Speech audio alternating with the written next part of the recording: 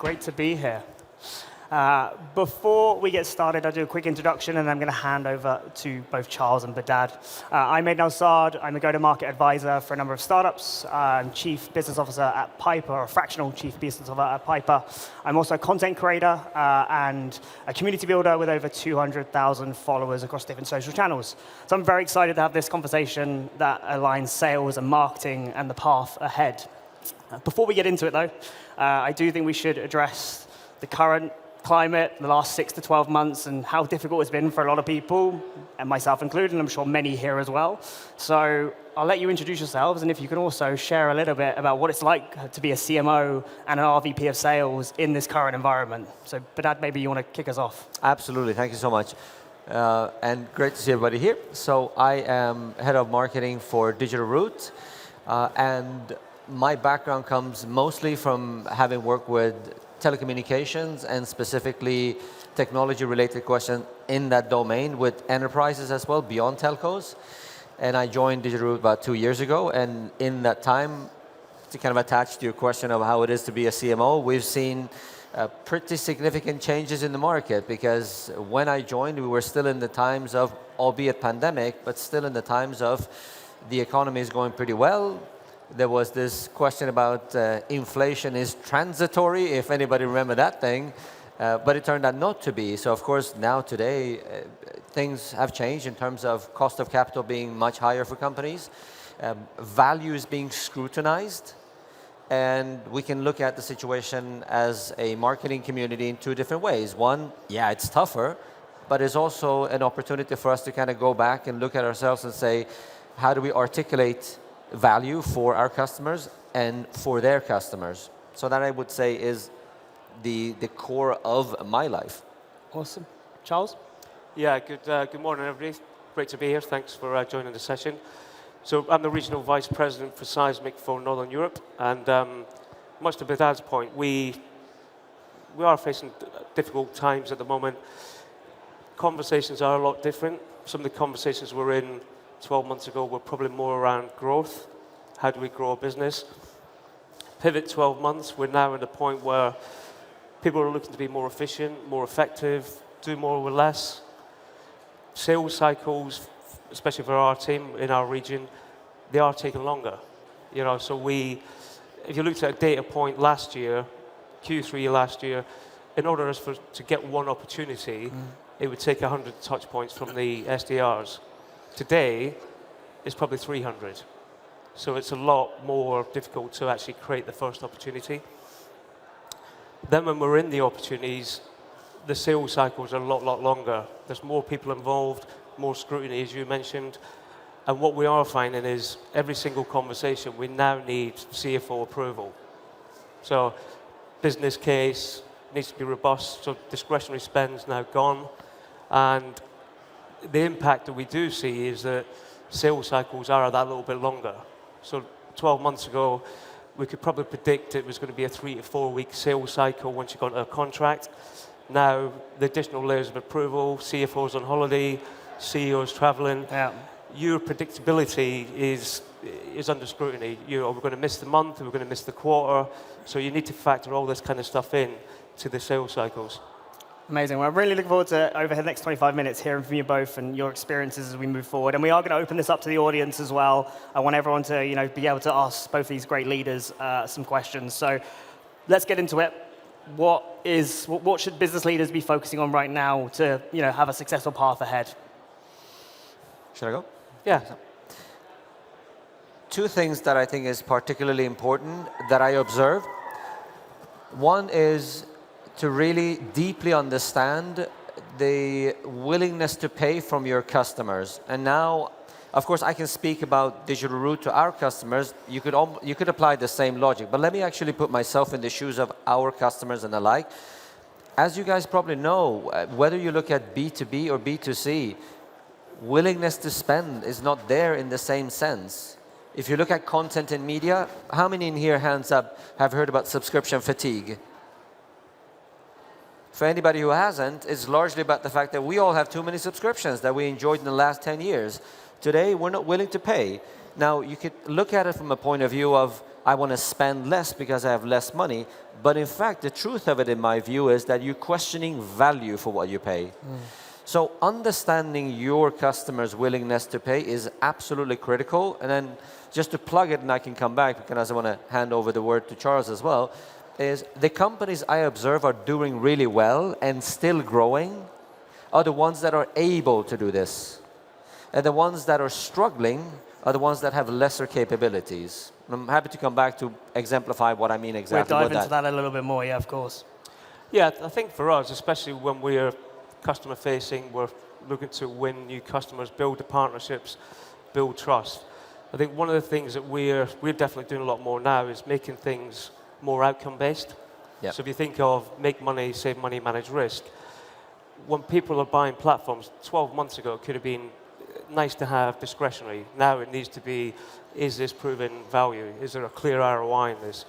So I think one of the things that we're definitely doing as a company and as a team is making sure that whatever they're buying, something is linked to an outcome. So it could be you put Seismic in and all of a sudden you improve win rates by 1%. That 1% could equate to 500K, $1 million, $1.5 million, but it's making it measurable. And then when you engage in that partnership, have the regular check-ins, the cadence with your customers and go, how are we performing? Are we meeting the objectives? If not, pivot, and as a joint team, make sure you're unlocking the value. Put action plans in place, drive adoption, and make sure the C-level are engaged. Can I ask Charles a question? Absolutely. Am I allowed to? This is what happened in the pre-show. I just kind of like was out of the conversation pretty early, so go for it. Okay. So attaching to the real tangible value for the customer makes all sense, I think, to everybody. My own humble experience is that there needs to be a willingness to be transparent from the other side. Otherwise, it's kind of hard. Have you experienced that now in these times, or is that complete openness when you engage? I think there's still that hesitancy to get senior leaders in. But what we are now trying to do in our engagements is try and push to have probably a CMO in the quarterly QBR. So come in, do the first 10, 15 minutes. How's it going, Behdad? Is your priorities changed? Yes, we need to pivot here. Let us help you. So I think you need to push for that exec buy-in and make sure that this is seen as a core pivotal product that they've just purchased for their business. Yeah. Because if I take that and kind of attach to the point I made before, Aydan, is just to, how do you solve for this attached to the right pain point and question for your direct customers now, is by helping, sometimes businesses maybe don't know as much as they need to do about their end customers themselves. Might be shocking to some of you in this room, but I guess it's not. But by addressing one of our customers, by sharing what, for example, other best-in-class or competitors are doing explicitly, and attach that to some of their own challenges, that I found is a great way to be a door opener, because then you can kind of get into the real discussions that then leads you to be able to, okay, what is the actual issue or pain point beyond this high-level things that might be, yeah, we need to grow and we need to be efficient, because that is just too high level. Charles, I'd love to kind of dive in with the percentage improvements that you've mentioned, and where, as in the sales organization, have you been able to find those little percentages that will make a big difference to the pipeline and the bottom line? So I think it comes from a couple of areas, and we're quite fortunate in our team. Most of my team are actually sitting in the audience here, but within our team, everybody's empowered to be a leader. So if we spot something just at the sales level, it could be use of AI, which we're going to touch upon in a minute, or it could be, I was on a call and a customer told me this, we're hearing this more and more and more. We'll actually pivot as a team. So as a team, we'll go, actually, we need to deliver something different, or we need to be, like last year, we weren't at this event. Last year, we actually planned and said, this seems like a really good event for us to be at. Let's pivot as a team, and marketing are here as well. So we made that decision. So it's about listening, understanding what's going on within the team, and then trusting the team to say, we should all be doing this a little bit better. So that's the first part. On the marketing aspect, it is really sitting down and coming to events like these, but really understanding what's the impact. I mean, we chatted yesterday, and you were going, why are we here? Is it to have conversations? Is it to drive opportunities? So I think as a collective team, you need to know why you're going there. And then once you've done the event, is look at the data and analytics and go, was this useful? did we spend our time well? Would we come here again? Or, looking at next year, do we plan with someone else? So it's those percentage improvements within the team, but across the functions as well. This example could be on the go-to-market function. When you look at your KPIs and how you're performing, if there's a sudden drop-off in inbound, how do we pivot? Are we aware of this? Can we recognize it? And then what can we do collectively to go and do something different? Yeah. But I want to circle back to what you said at the very beginning, because I don't want to miss about talking about customer centricity and the willingness to pay. I think it's a very, very, very important topic that we need to talk about, and putting the customer first. In your perspective, what is it tactically that organizations and business leaders need to do now to really have that stickiness with the customer and really make sure that they are going to have that relationship for years going on, and not just every 6, 12 months trying to get the renewals and trying to hold on and be led by the customer? Sure. I'll start from a little bit of a technology angle, but it's actually not necessarily about the technology, and I'll end up with more of a ways of working and culture. But since I kind of raised the question of subscription fatigue, let's just take that industry, content and media, as an example. I'll give you, without necessarily mentioning the names of the companies, but I suspect you will recognize which they might be. So if you have the right technology foundation to be able to meticulously track the usage of all of us when we use their services, and I mean really meticulously, one of the two companies, both pretty big, they've managed to stay really in tune with the usage pattern. We have them as a service at home. We happen to have the other service as well. This is getting complicated by not mentioning their names, but I'll try. This one company has managed to be proactive in fine-tuning its offering and pricing towards us as a consumer. So we remain happy. The other option has not. They are chasing about 1/3 of their customer base that are not paying for their services. Hint of what that company might be. They have tried to provide an ad-based service on top of a price point that, in my view, is actually missing the mark completely. It's creating a less good experience as a consumer. So this is a good, very tangible example by super successful companies. One has the right technology foundation and has the right processes and ways of working to proactively meet me, while the other one is kind of trying a little bit more rigidly and still suffering. That then leads to a culture as well, because if your culture is that, well, we've been providing flat fee subscription and it just works for the last 10 years, then you're not on your toes. I think, unfortunately, guys, more pain is to come. I don't think this is the start of the pains that we're feeling. We're going to have that for the next couple of years. So that's the main thing about really staying in tune, and it's really down to the data point here. I'd love to just jump in around that. I don't know if anyone went to Des Trainer's talk on the main stage earlier around how AI is going to disrupt a lot of organizations. Do you think AI is actually going to force people to review their models and their subscriptions and how they kind of work? I'd love to get your thoughts on that. You want to go?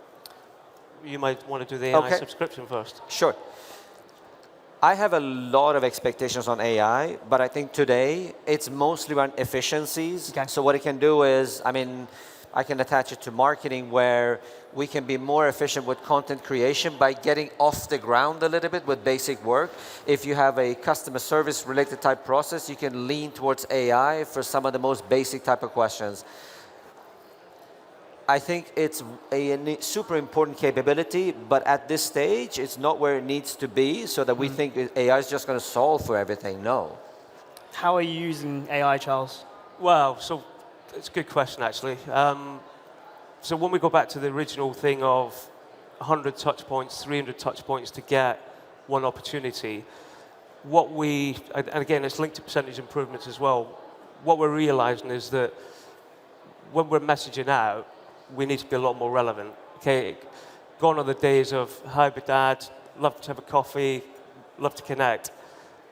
It's just kind of not working, right? There's a lot of noise out there. There's a lot of people, a lot of companies pushing for an audience with a prospective buyer. You need to be more specific, more precise. So what we've kind of done, we have used a little bit of AI, but mainly on the sales outreach. My team all love it. They're all big fans of this. We probably a few years ago, there was quite a few of us in the room will probably heard of value pyramids. So as part of our account planning process, we thought we'll start leveraging value pyramids, which is really, it came from BMC. And at BMC, you couldn't get a sales engineer until you completed a value pyramid on a prospect.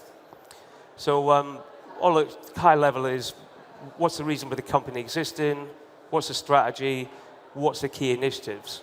Yeah. So we as a team started pivoting. And on our outreach, we started saying, right, when we go after an account each week, so this is the account execs and the SDRs, we said, right, we'll do a value pyramid each. Good idea, but it does take a little bit of time. So it could take you a couple of hours, it could take you a couple of days. If it's publicly listed, you've got accounts, annual reports, you can dig into. Pre-IPO, it's a little bit more difficult. Yep. And interesting, we were in the room and we did the first one, and as we did the second presentation, one of the reps presented their value pyramid. One of the team went, wow, look at this. So they actually had Google barred up, and they could actually mirror every bit of effort he put in, and we were able to do that within about 10, 15 minutes. Yep. So if you go back to making the sales teams more efficient, more effective, all of a sudden we can stop our normal outreach and actually make it more tailored. Value pyramid, initiatives. Behdad, I know this is your initiative. Would you like to have a conversation about how we can deliver percentage metrics improvements? You'd probably like to respond to that message. Yeah, absolutely. So that's so the team love it. They're big fans of value pyramids, and they're excited to use them. But the SDRs use them as well, so it's good. I think the key thing to add on AI is make sure it's a daily practice now, because it's moving at such a rapid pace. There's definitely benefits to it, as I exemplified, that Charles exemplified, but it's actually equally, if not more important, that you get used to using it, because as it grows in capability, it will be able to do more work for you, if I may say so. I mean, we use ChatGPT in our team, and we do, for example, account analysis. Now, for those of us who've been doing this kind of work for 20 years before ChatGPT came, it was a little bit more laborious, if you may say so. But today you can do pretty good as a starting point, but don't forget to add your own work on top of it so it gets a little bit more depth. That's valid. I mean, it's not fire and forget. You've got to have a look at it and then apply your own intelligence to say, is this right? So, but for us, it's definitely delivering efficiencies. What it means then is the teams can go and spend more time on customer-facing activities. So driving pipeline, closing business. So that's one thing. But even within our platform, we've got AI and enhanced capabilities that are all geared towards delivering efficiencies, making the salespeople more productive. Even with our integrations to Salesforce, we can actually tell which content is helping close deals. So what are other reps using? Leveraging things like just-in-time training to say, by the way, this is the message, this is what you should be using. Here's a rep in the US or in NEMEA that has been really successful. This is the message you're using. This is what you should use. So all analytics telling the sellers how to be more effective. Aside from the efficiencies, would you say there's anything else that you see AI maybe in the next 6 to 12 months to help the business be more, get a better growth? I think the outcome of deploying these tools in the right way, as we were saying, whether it is to identify the right value metrics or doing the right kind of analysis you attach to the pains and needs for the customer, that the outcome of that is growth. And that's the way I look at AI. It's a means to an end. And as far as I can see, AI on itself will not just generate growth in any meaningful way, because it still needs a, let's say, a custodian or somebody that drives that initiative with that tool. I think one of the big things for growth of any organization is really to have that alignment now between sales and marketing. And given we've got both sides here, probably put this to the audience first. Hands up if you think your sales and marketing teams are well aligned. There's a few hands that are like not too sure, giving the benefit of the doubt. Okay. I'd love to hear from both of your experiences around how do you think marketing can show that value to sales, sales can get that value from marketing. Where is that, and how can you really dive into that relationship? So I think just from my side, I think because it might lead into yours quite well. Sure. I sort of been in a couple of other companies. Salesforce was one good example where we would have tiger teams around key processes. And why I think that's important, it allows you to understand what's going on and then be able to pivot quickly. I think if we're grading our team honestly in the go-to-market alignment, we're probably A to F. I'd say we're probably a B or C.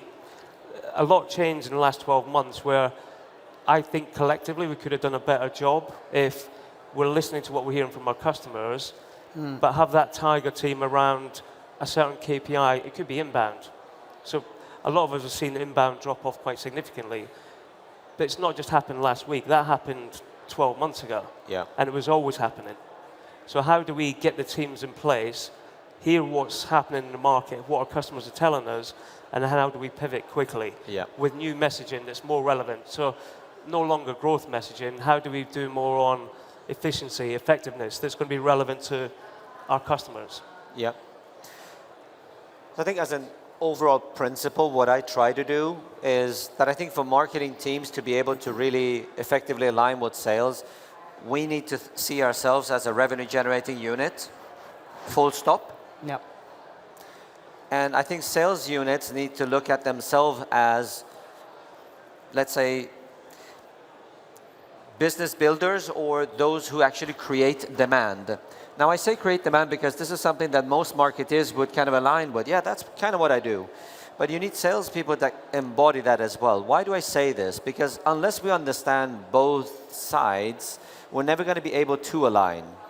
So that I think philosophically is important. That's just a cumulative experience where I've been in aligned teams and less aligned teams. It actually falters on those two premises. We become two separate units. And then we try to set KPIs and so on as an alignment tool. But in fact, it again is because we don't have the right ways of working and mentality.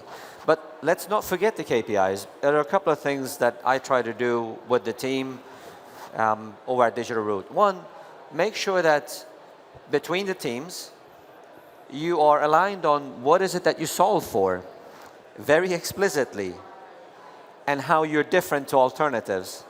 Number two, who do you solve it for? And I mean, again, explicitly and exactly, who is the buyer persona and why?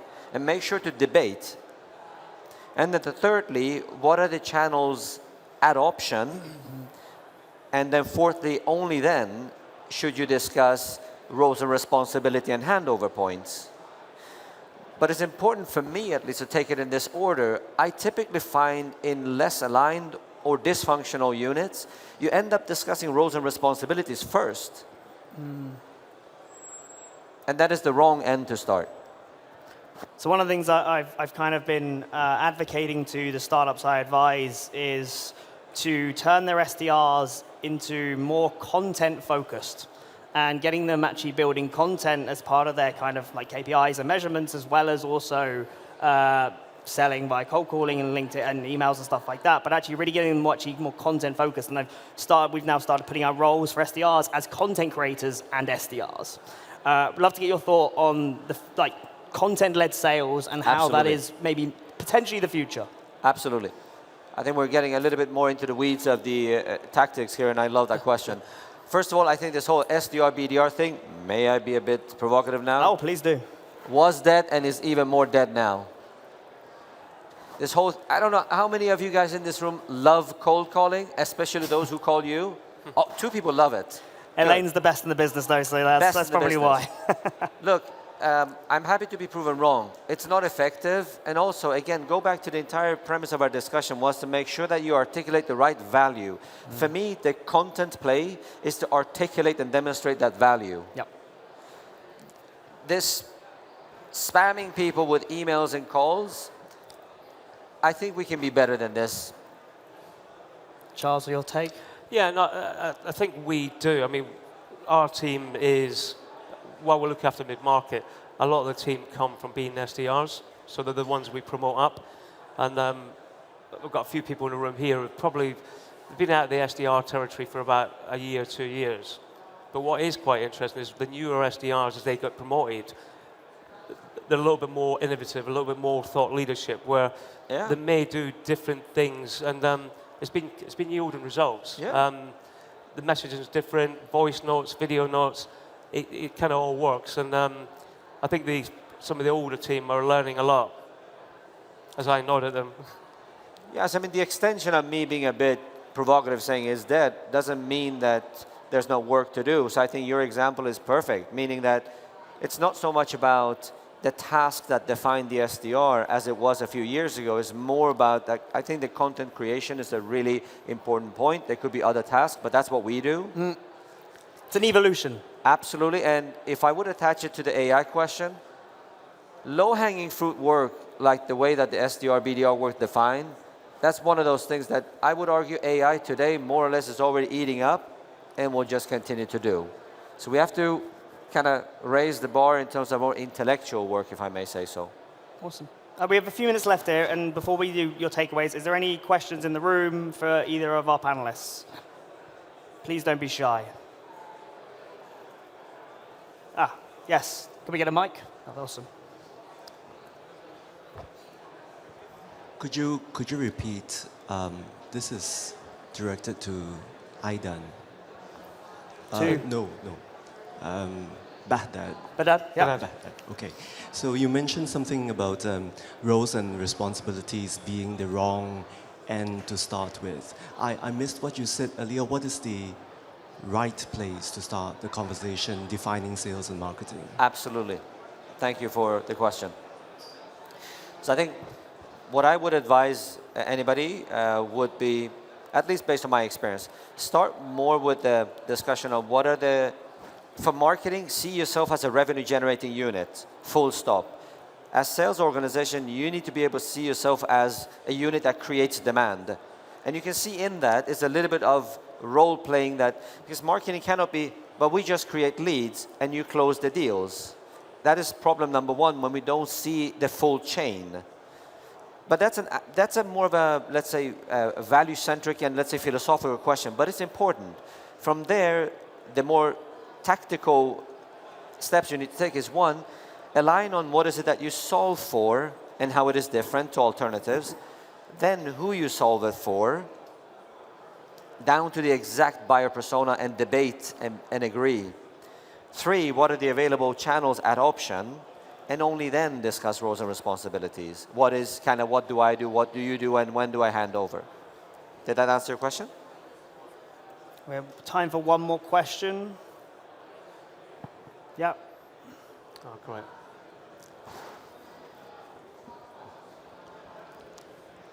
My question's for you, Behdad. You said that the place of cold calling and emails is now a dead art. How are businesses supposed to build sufficient pipeline without those channels in place? I appreciate the question, and I obviously put that out there to be a bit provocative, so let me go a little bit deeper in that. We got 45 seconds. Okay. I think calling, generally speaking, is a difficult art. I think unless you're expecting to be called and you have a specific reason to take that call is hard. It's inefficient. Emailing is a different piece, though. But I would put a lot more effort in, first of all, creating the right content for the right audience and build off of that. Then you can use a channel like emails. And there is a place for calls, but not in the way that it's deployed today. I think what we can do is have a little debate at the back of the room if anyone wants to talk about cold calls, sales, and content creation. So let's do that after the session. Thank you both so much. Really appreciate everyone in the audience here for sticking with us. And yeah, enjoy the rest of the show. Thank you.